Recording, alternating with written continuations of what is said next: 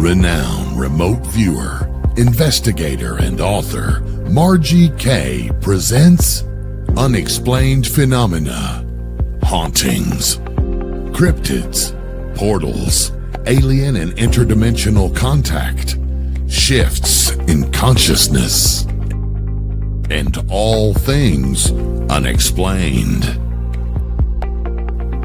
And now, here is your host, Margie K.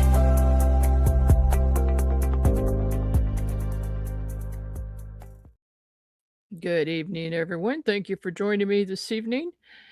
And we've got some breaking news for you. To start off with, veteran investigative journalist George Knapp reports that congressional sources have informed him that the long-awaited presidential UFO file release could begin as early as tomorrow. This was put out yesterday. According to those briefed, the rollout is expected to start slowly and strategically, with limited disclosures at first rather than immediate bombshell revelations. I guess they want to get us prepared for what's coming. Still, if accurate, this marks a significant step towards the transparency many have been demanding for years. Researcher Jeremy Corbell stated, "More data means more leverage for those of us fighting for UFO transparency." And he is absolutely right. Whether this becomes historic disclosure or simply another measured release of information remains to be seen, but for the first time in a long time, the vault doors may finally be starting to open. And that was yesterday, but today they started doing the releases. And Bill, my producer, has downloaded every single file that has been released. So we will be doing a show on that in a short amount of time. So keep your eye out for that. Tonight, my guest is Jim Gray. Jim is the director of the Geneseo Museum, Geneseo City Museum in Geneseo, Kansas. There is an historical UFO display there by Dr. Janzen that is amazing. There are things there that you don't see anywhere else. And the story is extremely interesting. So I'm going to bring Cowboy Jim in. Welcome, Jim. Howdy. I am so glad you could make it, and we finally made this connection this evening. Hopefully you will stay in the studio. I'm glad to be with you. All right. Well, we have been in contact for quite some time, several years. You did your first UFO day in Kansas in 2022. Is that correct? Yes. Yeah. And that particular time, we coincided with World UFO Day, so that was our kickoff to celebrating. And then after that, we called it Kansas UFO Day. So. And somehow you managed to get your little town as the capital of the UFO capital of Kansas. How did that happen? Well, so we had already begun the effort to it was early when we decided to do UFO Day, and around the state of Kansas, there are towns that they're the salt capital and air capital and different capitals. So we thought, well, I don't believe there's any UFO capitals in Kansas. And we went to our city council, and they agreed and had a proclamation and the whole business to it's the UFO capital of Kansas. Yes. Your city has a lot of history having to do with UFOs. Can you give us a little background on Doc Janzen and how all of that got started? Yes. Well, Doc was raised a country boy, actually, out north of Geneseo, and in 1951, he never married, and he moved into town with his parents. But I mean, he was like super genius. He went to the Moody Bible Institute, so he was a minister. He read and taught Braille. He did chiropractic, and then he did several different versions of that. And And then, so he would go around the started close by, but it pretty much ended up going around the state. He also learned ventriloquism while he was in Chicago with the Moody Bible Institute. So he had several these ventriloquist dummies made up to put on programs. Well, around in the library, the books that he purchased, he always wrote down when he bought something, and it's 1953 when he bought the first book about aliens and alien spacecraft. So we think that's kind of when his interest really kicked in. And what happened, as he, just like anything else that you do, as he got more interested in it, then he began to have connections with various people of similar thinking. And one of those was a mechanical arts teacher out of Nickerson, Kansas, who also a genius in his own right. That's the main part of our museum.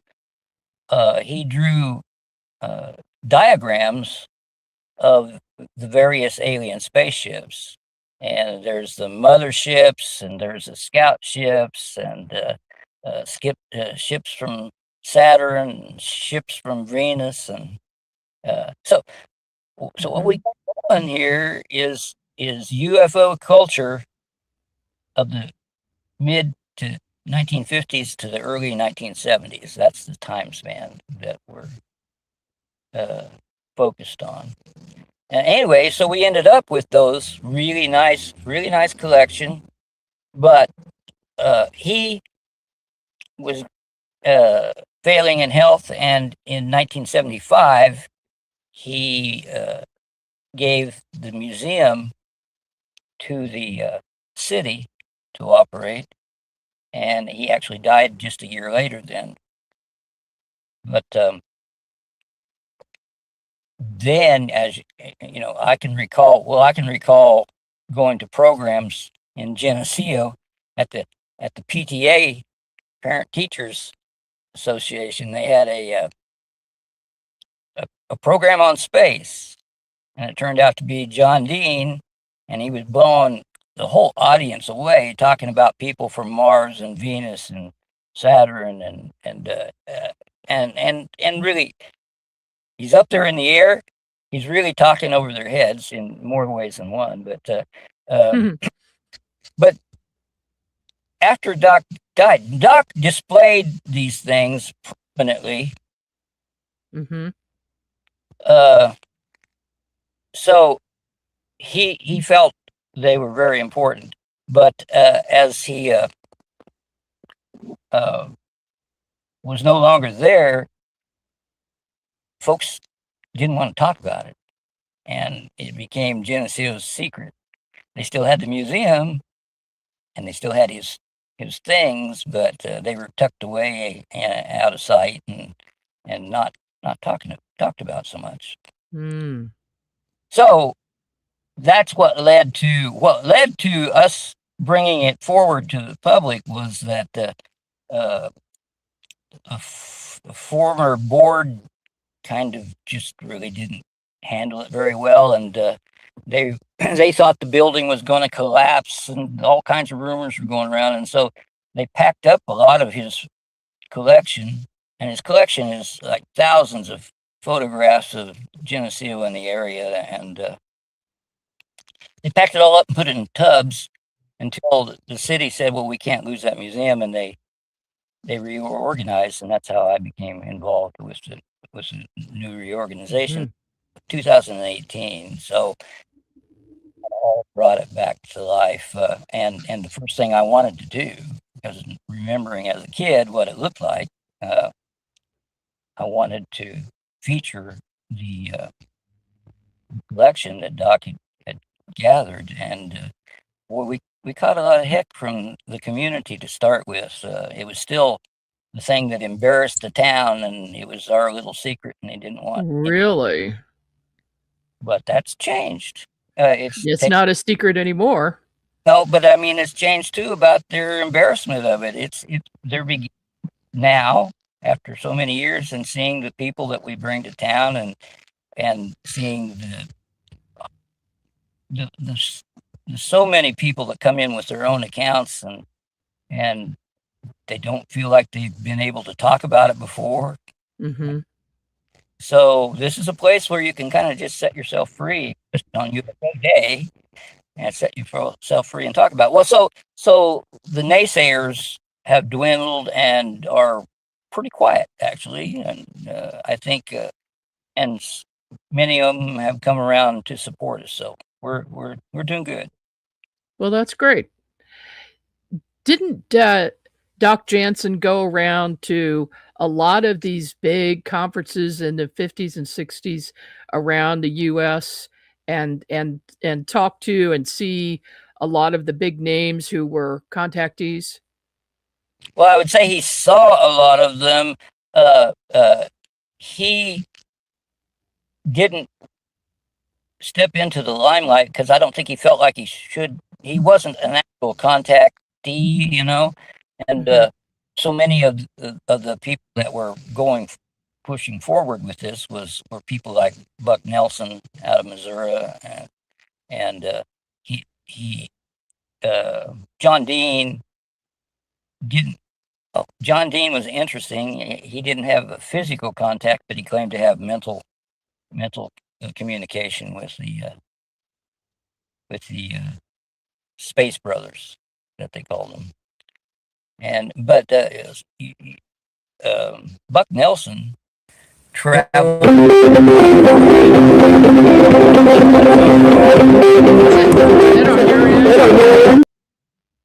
Whoa. I'm not sure what that was. Yeah, that was a phone call coming in. Buck Nelson, okay, all over the country, and was a pretty well-known figure for having been picked up again by the Space Brothers and taken to planets Mars and the Moon and Venus, and he wrote a little booklet about that. And he spoke in Chicago. He spoke in Washington, D.C. So he was around. And Doc was more of a documentation sort of guy. He was documenting all this stuff. Mm-hmm. So that's where he came in.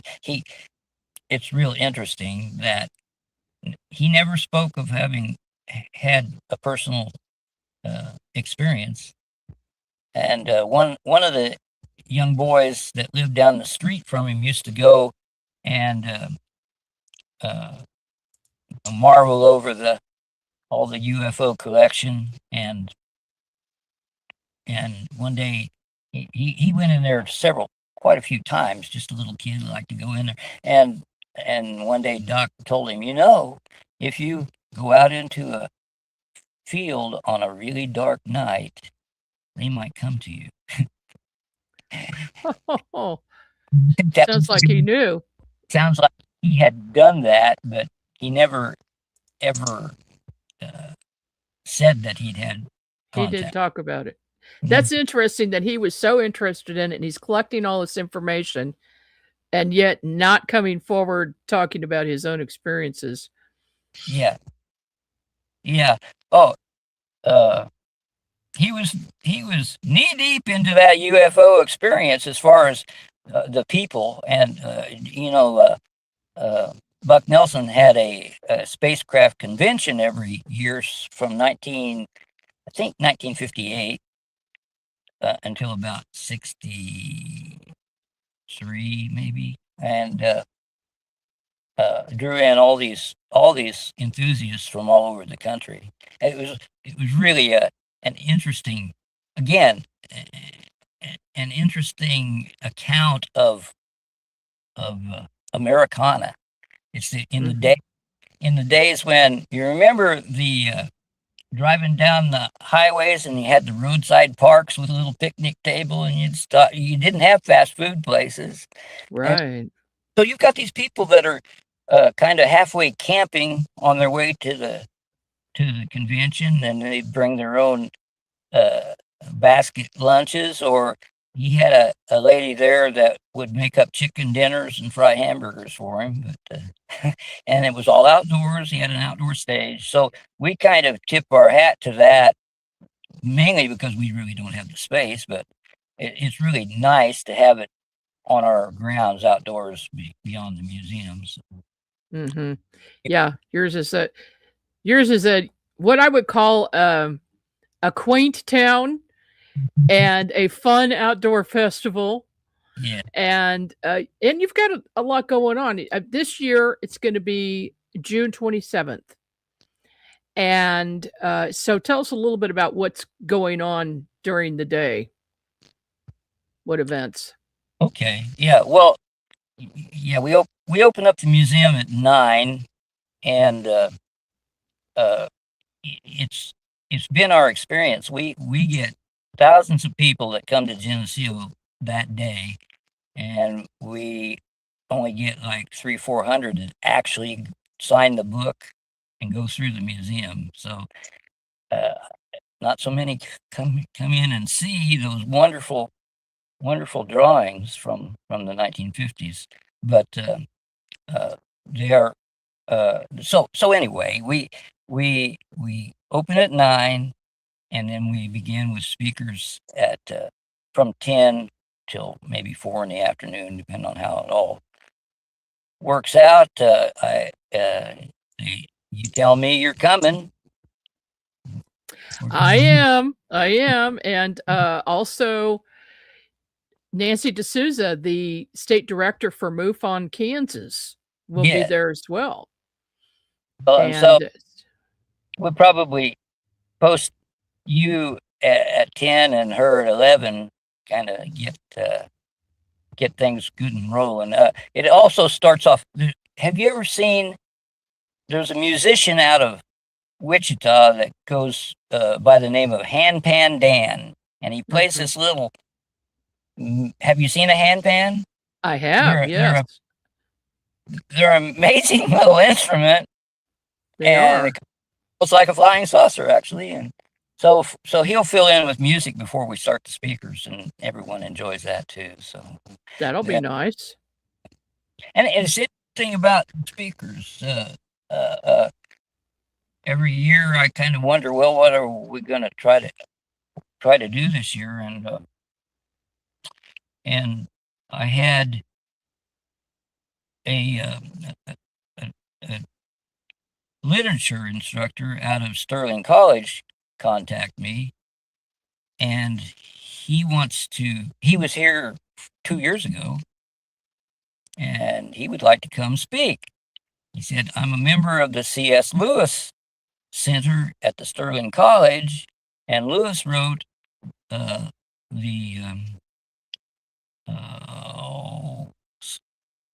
it's a trilogy of space, a space trilogy, that's what it's called. And it's 3 books on travel to Venus and Mars, and so he's going to come talk about that. That sounds very interesting. Very interesting. That's new. I don't think I've seen him before.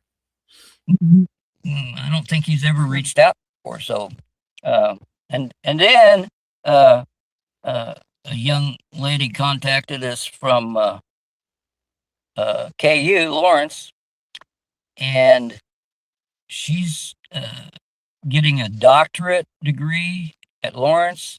She has worked for NASA and worked on the Mars rover project when they're searching for life on Mars. So she's going to talk about that side of things. So that sounds interesting. Yeah, we do. Got some good speakers. Plus, you've got a parade happening. Who's going to be involved in that? Well, we never really know till the last week or so. So I can't really tell you. We have some really unique entries into that parade, but Yeah, nobody. I've saw some things at first and second years that I was there. This one, I can't remember the man who built it, but he built a UFO Yeah, craft. It's awesome. have been trying to get him to come back. He's getting older in years, and I guess it's just quite a job just to get the thing here. He loads it up in a big um, tractor trailer, so to Oh carry yeah, highway. So yeah, it's would have to. He should make that thing street legal and just drive it here. there was a guy that was going out to Roswell. Was that last year? And he was driving a street legal one. He was pulled over in Missouri somewhere. Maybe he was using Route 66 because he was pulled over then in Oklahoma also. Made the news, and it looked like a little flying saucer that he was driving down. Saw that. He was headed to Roswell, so he should have come back through Geneseo. So Should have. Yeah, you'll have to find out who that guy is. And you've got something very unique in front of the museum. Tell us about this. well, there's some really nice connections that are going on here. The Day the Earth Stood Still was filmed in 1951. That's the year that Doc Janzen and his parents moved into the house. And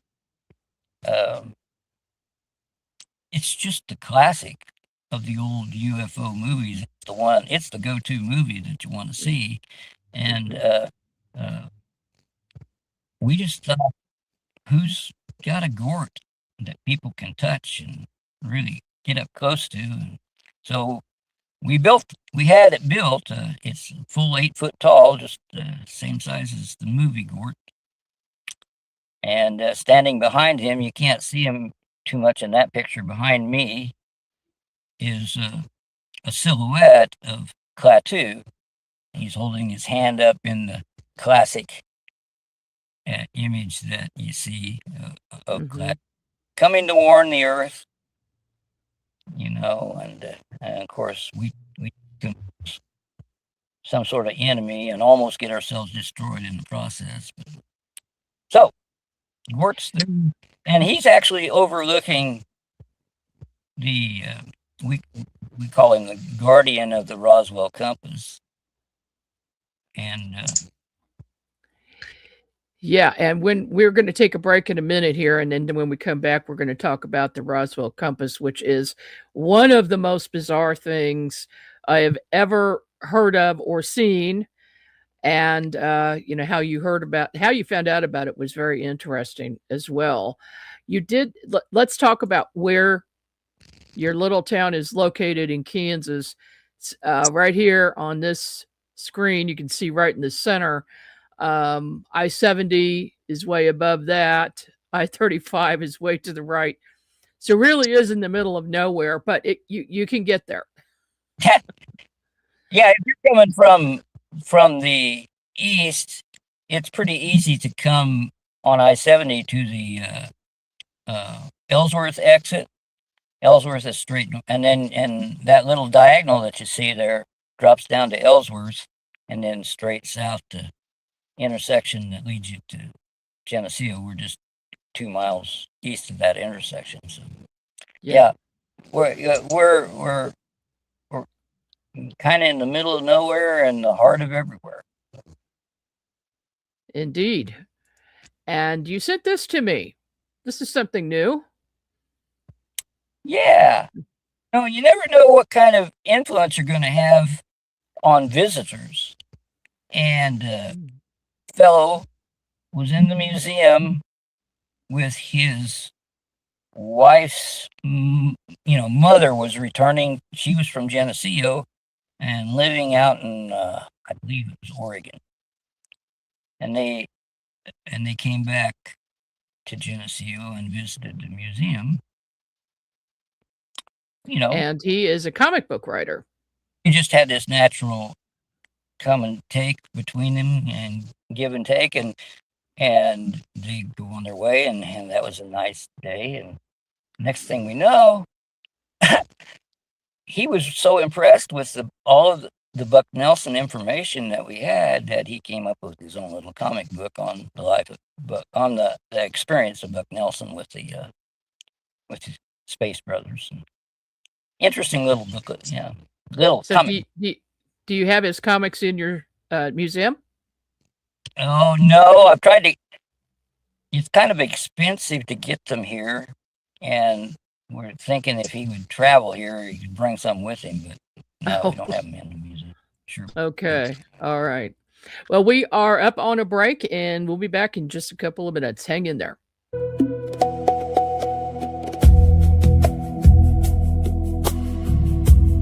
The Enchanted May Awakening Fair is being held May 30th and 31st, 2026 in Gravois Mills, Missouri at the Lake of the Ozarks. Join us at Dragonfly Hall for a magical weekend of vendors, community, and enchanting fun, awakening to spring renewal, blossoming energies, mindful connections, and pure seasonal magic. Come early on May 29 for the Blossom Feast and pre-shop. Visit dragonflyhall.com for tickets and more information. That's dragonflyhall.com.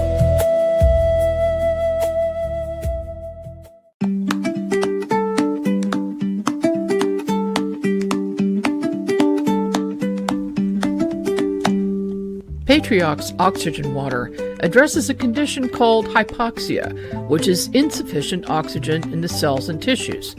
The fact is that hypoxia triggers 90% of all chronic conditions, including circulation issues, low oxygen levels in the blood, and more. By drinking Patriox Oxygen Water, you can restore oxygen levels in the body, restore energy, reduce age spots, and renew stem cells. Now, as an Unex listener, you can get 10% off of Patriox Ultra High Oxygen Content Water at patriox.us/discount/UnexNews, or check the shop page at Unex Network for more information.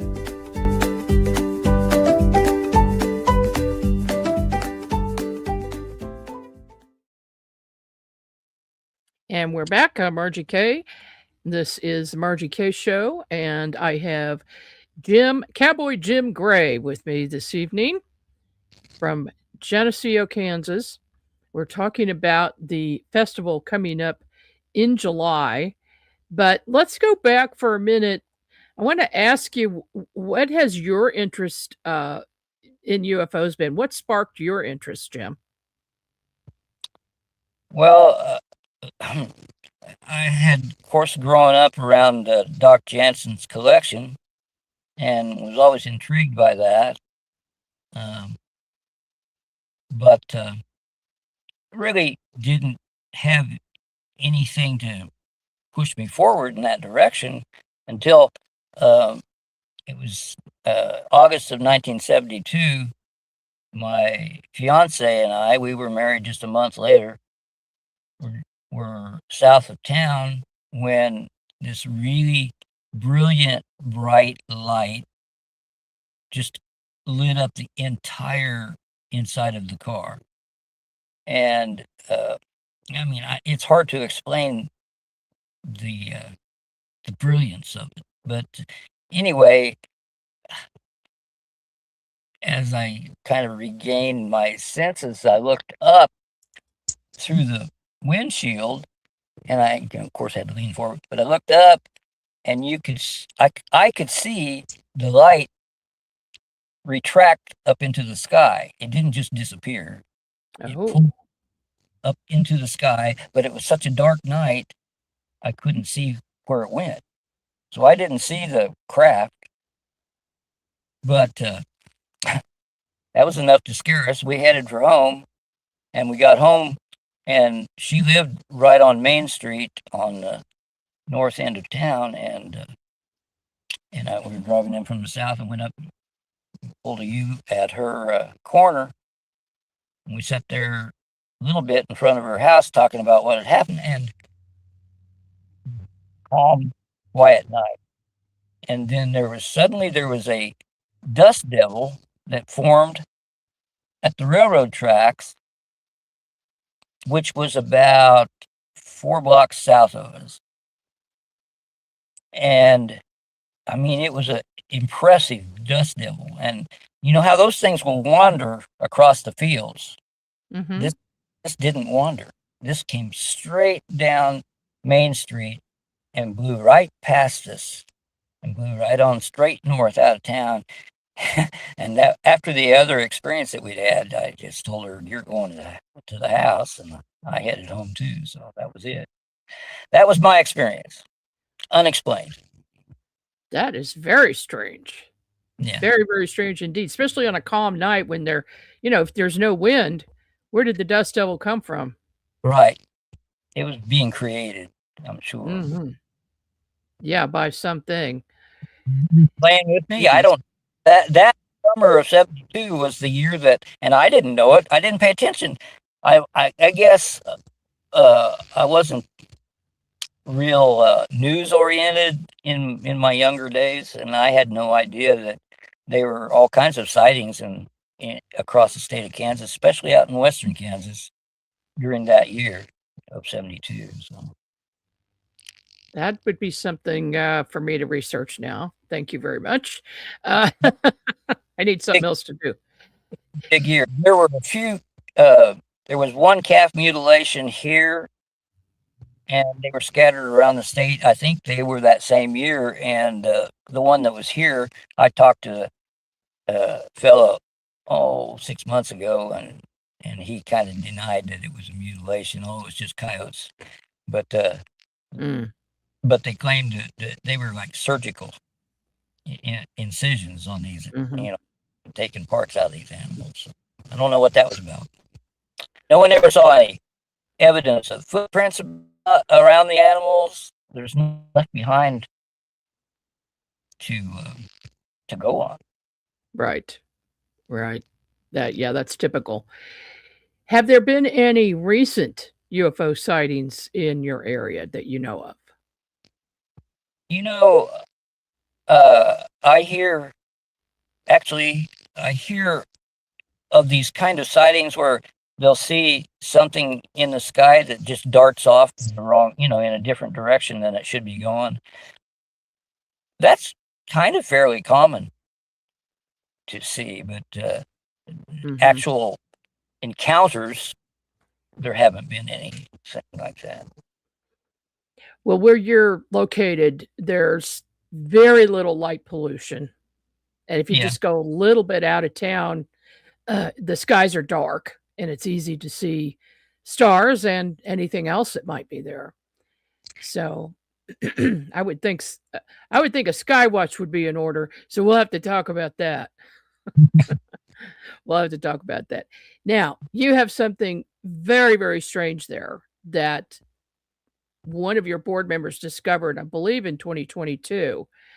Tell us that story.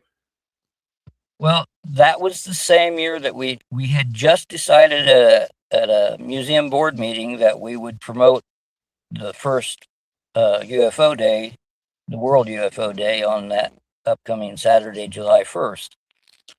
And this was maybe in April or May. I forget. I guess I could go back and find it. But anyway, so it was about 2 days after we made that decision, and our secretary, she's kind of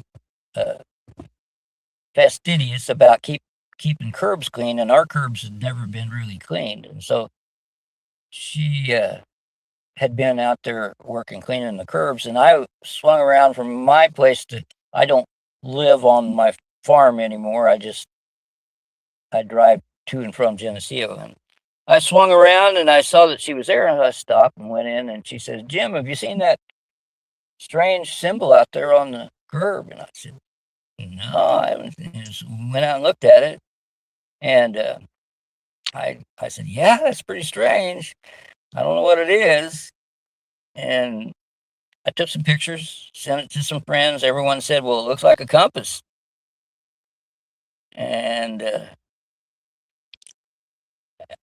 so So what you're looking at is looking at it from the yard, because the vector is pointing to the southwest. But originally, when we were first identifying it, we were looking at it from the street. So it kind of threw you off what you were looking at. But once it turned it around and looked like that, you can see that vector, if you blow it up large enough, is a little flying saucer. It's just, it actually gives me chills when I say that. It absolutely makes no sense. We call it the mysterious Roswell Compass. We found that the curb was poured the same year as the crash in Roswell, 1947, and that was before Doc's family lived there. They were still out on the farm, so it wasn't anything associated with him, and yet it's there, and it points to the southwest. I've been to Roswell, and I thought, well, I wonder where Roswell is on the map, and I checked out the map from Geneseo, and you can check it. From Geneseo to Roswell, New Mexico is exactly 500 miles. And there's nothing that intersects that line the whole distance. What's that? You know? No one That is a mystery. Yes. And from 1947, the same year of the Roswell crash, you would presume that it occurred after the crash, that somebody knew about it. Then they went to that exact spot and drew that in some new cement. Now, what? How crazy is that? Oh, I don't. Yeah. No, and the one we found out it was 47 was one of the farmers here had just graduated high school, and that was his summer job, putting in the curb. So, well, the curb looks old. It does look old. That it's held up remarkably well for its age. I think they had better cement back then than they do now. Could be. Yes. Oh my goodness. Really, it's something that people can come see 24/7 because it's out on the street, and it's worth a trip to go. Well, for the museum, because you've got things there that Doc Janzen collected in historic ufology that you don't see anywhere else. First of all, and I would love to spend an entire day there reviewing those documents, but then it's worth the trip to see that as well, that Roswell Compass, because it's so unique. And then you've got the fantastic Gort statue and Klaatu out front. You've really, really embraced this UFO subject in your little town. And I think that's great. I think this year we're probably going to have more people than in previous years. I really do. I have a feeling. And we had about 6,000 last year. So. Oh my goodness, 6,000. I could say only a few hundred actually go in the museum. We have vendors on the grounds, 25 plus vendors will be there, and lots of interesting information about the whole culture. And so the grounds will just be crowded with people, but a lot of them just don't ever go in the museum. And then, of course, downtown is where the parade will be, and that maybe brings some that don't even go to the grounds. But and plus, you've got the American Legion Beer Garden. That's a big attraction.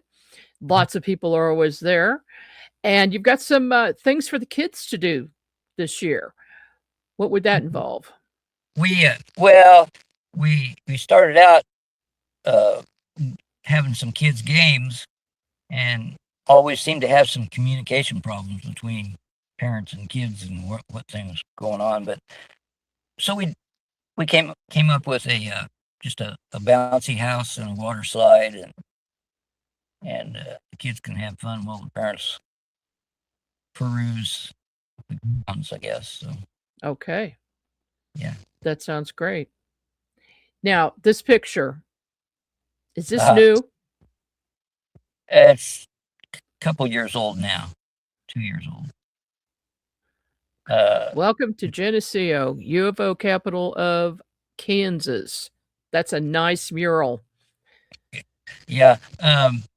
And the gal who was in charge of painting, there were three of them doing the painting, but the one that was in charge was from out on the Kansas-Colorado border, and her grandfather, I believe, was an old cowboy. So she kind of got a kick out of me heading up a UFO museum, but so you can't tell it there. You'll have to come look at it. The flying saucer over in the corner, you can see a pair of cowboy boots. The guy's flying that riding that saucer off into the outer limits or whatever. Okay. And it looks like there's a beam coming from a UFO above that. Yeah, I found out that picture was taken for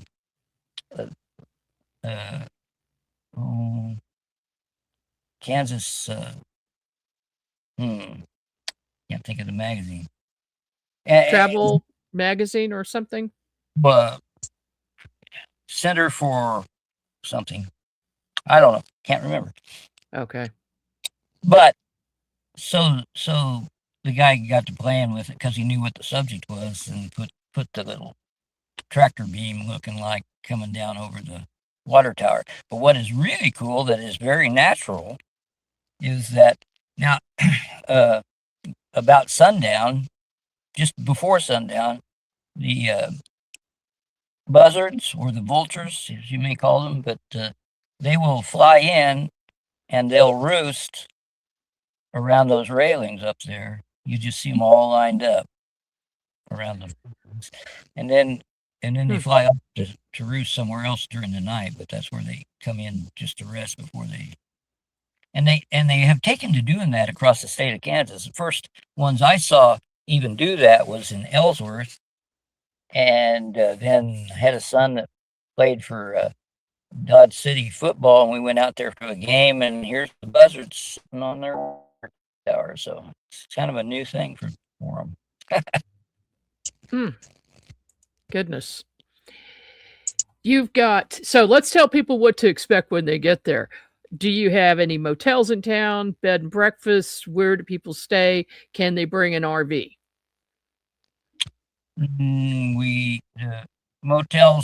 Closest motel would be in Lyons, and there's two there, the Celebration Center and the Lyons Inn.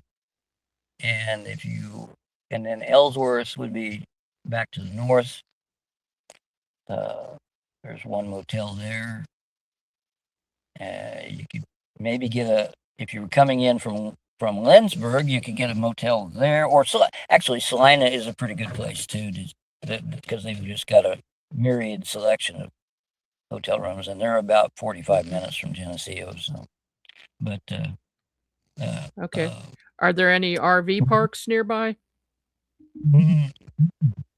I've been trying to. You can go to Canopolis Lake, which is between here and Salina. It's about 17 miles away, something like that. Okay. And of course, there's a state and Corps of Engineers camp on their grounds. But what else did you ask? And then what about restaurants and food? We have one. Well, we'll have vendors. We couldn't do without some food vendors coming in, and there'll be a couple of food vendors at the beer garden too. And then the one place is what is known as the G Stop out on the highway, and they serve lunch and early dinner. They like to close early, so. Okay. So a fun festival, very unusual, definitely worth the trip. And if you do hear of any more UFO sightings in your area, please let me know. And MUFON is going to be represented there. That's great. So we're going to have 2 tables, and Kansas MUFON and then the Central Region MUFON will be represented. So if anybody has had a sighting, they can visit our tables while they're there, and we can discuss some of the more recent things that have been going on as far as UFO sightings in Kansas. Speaking of recent things, one thing that has maybe become more recently known is the idea of traveling with magnetic influence to move your ships around rather than here recently there was a scientist that was found dead who was researching that pretty heavily. Yes. Anyway, the thing is, clear back in Doc Janzen's day, they already knew that. They knew that these ships were powered by magnetic force, and if you can see in those drawings in our museum a magnetic pole going down through the center of the scout ship, and that's what was used to guide that ship. They actually knew a lot back then, and people were a little bit more open-minded in the 50s and 60s. And, as evidenced by all of these conventions that they used to have, and people coming forward and saying they were contactees and they'd been on the ships and traveled on the ships. Do you believe that that those stories are true, that these people did actually get on craft and travel? I guess I don't know if 100%. Some of them really seem a little outlandish, but no, I do believe that they were. I sometimes wonder if they weren't, if the people, the aliens that they were coming in contact with weren't playing with them a little bit, because it seems like they almost went out of their way to make them look crazy. And yeah, but they're really sincere people. It's hard to say that they're lying. They do seem sincere. Now, you've played a clip of Buck Nelson speaking at a conference before. Are you planning on playing that again this year so people can hear it? Yeah, I'm thinking we might try to put together something that would be a montage or whatever of several voices from that time period.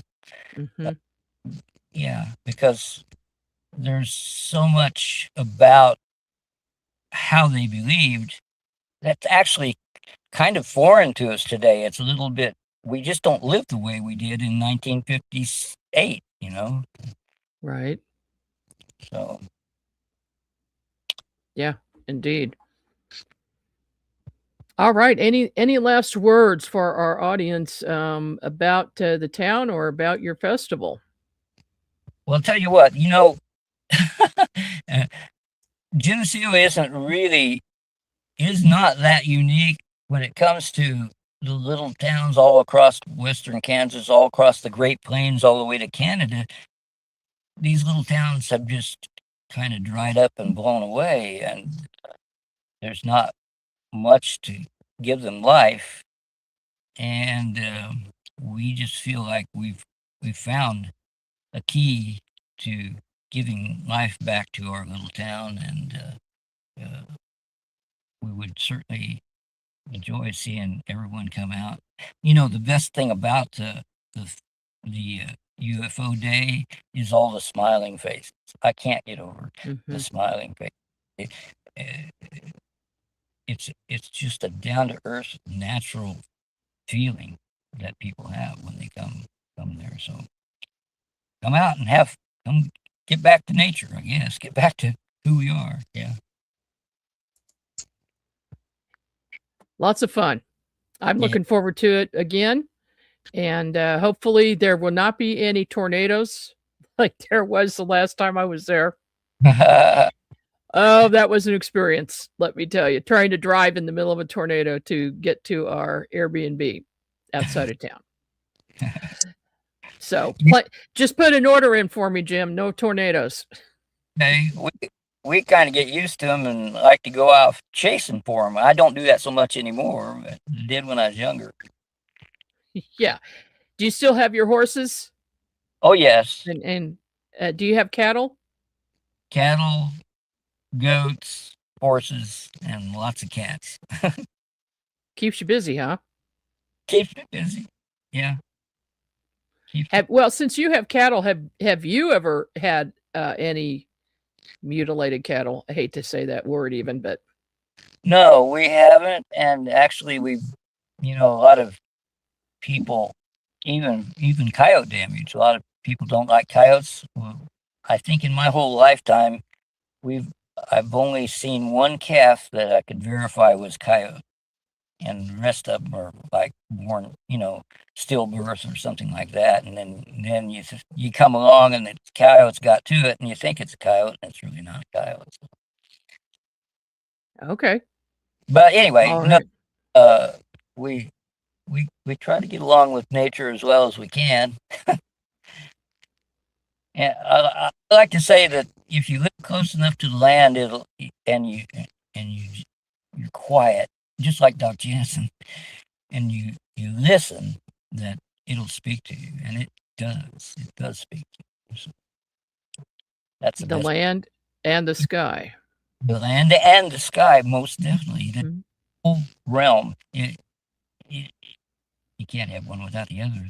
They go together, and they can teach you so much if you just are willing to listen. This is off topic a bit, but have you had any reports of crop circles in that area? No. There was a crop circle back in the 1960s over by Inman, Kansas, and that's it. I'm not much on crop circle history. I think there's been a few, maybe more towards northeast Kansas, but I've never heard of one anywhere around here. In fact, I kind of hope to find one, and especially right around UFO Day, that'd be great. But no, in fact, this year it'd be great because the wheat is short, not going to produce very well.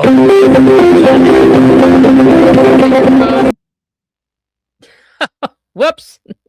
Okay. Jim had some phone issues there. Yeah, people calling me. Okay. All right. Thank you, Jim. I appreciate it. And I'm looking forward to participating in the Kansas UFO Day Festival in June 27th this year. Yep. All right. Thank you so much. We'll be in touch. All right. Thank you. Yeah. Okay. Oh, goodness. The telephone calls during the show. It's always fun. And it is a great festival. I will tell you, it's a small town. Do not expect big city stuff. Okay. Big city amenities. That's not their deal. But it is just a lot of fun. There's a lot going on. And 6,000 people that they've grown to. Goodness gracious. I haven't been there for 2 years. So they've grown a lot. And I imagine there's going to be more this year because of that. So try to make it out there. They have a Facebook page called Geneseo City Museum. If you go there, that will have all the information, and it's got Jim's phone number. In fact, I've got that right here. And this is also sponsored by the Kansas Tourism Department at travelks.com. So you can go there and get information, but you can actually call Jim Gray, and here's the number, 785-531-2058. 785-531-2058. And I hope to see you there. And that is it for me this evening, and I'll see you here again next week.